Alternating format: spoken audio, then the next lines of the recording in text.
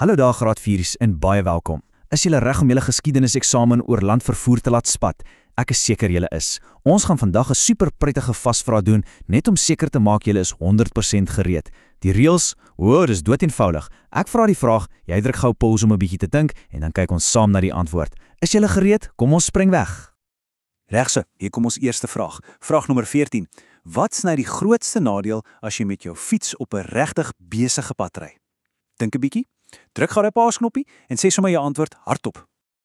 En die antwoord is, dis gevaarlik. Ja, presies. As daar 'n klomp karre en groot vragmotors oral om jou is, kan dit nogal onveilig wees om fiets te ry, né? Okay, julle doen great. Volgende vraag, nommer 15. Wie was die slimkop wat die stoomtrein, The Rocket, uitgevind het? Kan jy sy naam onthou? Vat 'n oomblik, druk pause en dink mooi. As jy George Stephenson gesê het, is jy 100% reg. Fantasties gedoen. Ja, hy was 'n baie belangrike ou in die hele storie van treine. Nou vir 'n hoe werk dit vra. So vraag 16 is, hoe werk 'n stoomtrein se engine eintlik? Probeer dit vir my verduidelik. Druk pause en gee dit 'n goeie probeerslag. Hier is die antwoord. Hulle het steenkool gebruik om water vreeslik warm te maak. So warm dat dit in stoom verander. En daai stoom is supersterk. Dit stoot dan die engines aparte om die wiele te laat draai en die hele trein te laat beweeg. Klink eenvoudig, né? Maar daai een idee het die hele wêreld van vervoer vir altyd verander.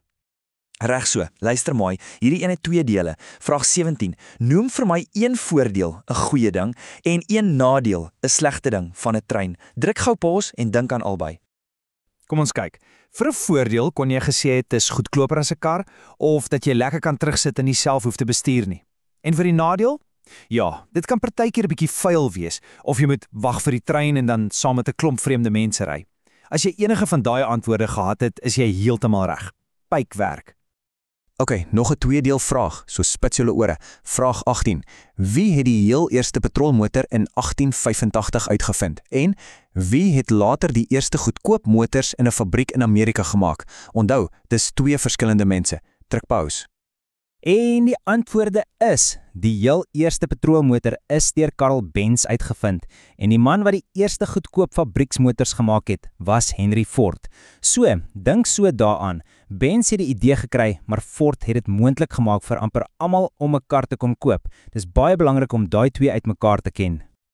Reg so, kom ons vergelyk 'n bietjie. Vraag 19. Wat is een groot voordeel wat 'n motor het wat 'n trein nie het nie? Met ander woorde, hoekom sal iemand eerder 'n kar kies? Druk pause en dink 'n bietjie daaroor. Die heel grootste voordeel is vryheid. Jy kies presies waar en wanneer jy wil ry. 'n Motor is vinnig, dis privaat en dis super gereedlik. Jy hoef nie vir 'n rooster te wag nie, jy klim net in en jy ry. Nou 'n vraag oor ons eie land, Suid-Afrika. Vraag 20. Noem 'n moderne vinnige trein wat tussen Johannesburg, Pretoria en die OR Tambo lughawe ry. Ek is seker julle ken hierdie een.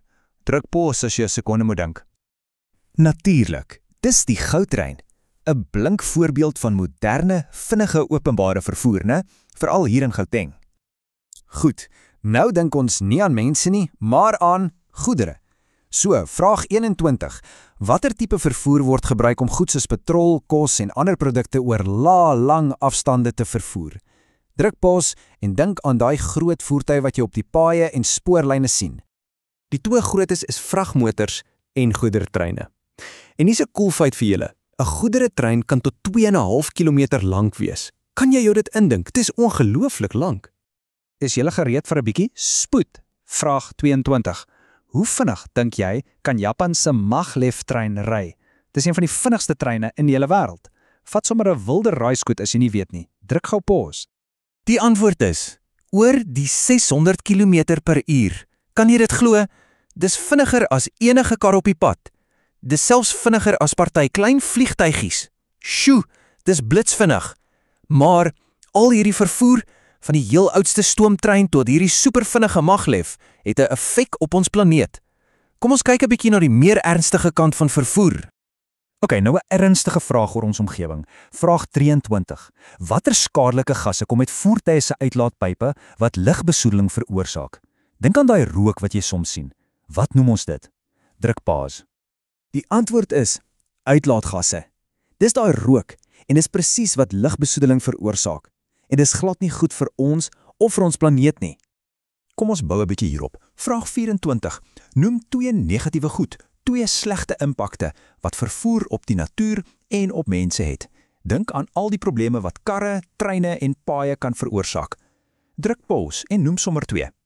Hier's 'n paar antwoorde wat reg sou wees. Jy kon gesê het uitlaatgasse wat die lug besoedel, geraasbesoedeling van al die lawaai, die vernietiging van die natuur om paaie en spoorlyne te bou of natuurlik ongelukke.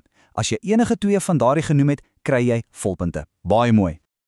Ons laaste vraag vir vandag, en dis 'n baie belangrike een. Vraag 25. Noem 2 dinge wat ons kan doen om vervoer se slegte impak op die omgewing minder te maak. Hoe kan ons help? Druk pause en dink aan 'n paar oplossings. En hier's 'n paar goeie oplossings. Ons kan meer stap of fiets ry, ons kan elektriese karre gebruik of ons kan meer gebruik maak van openbare vervoer soos busse en treine. Fantastiese werk almal. Julle het die hele vasvraag afgedraf. Julle is nou meer as reg vir daai eksamen. En ek los julle met een laaste ding om oor te dink. Hoe dink jy gaan ons in die toekoms reis? Gaan ons vliegende karre hê? Miskien supervinnige tonnels onder die grond? Of dalk teleportasie? Dink 'n bietjie daaroor. Baie sterkte met julle eksamen. Julle gaan sommer fantasties doen. Totsiens!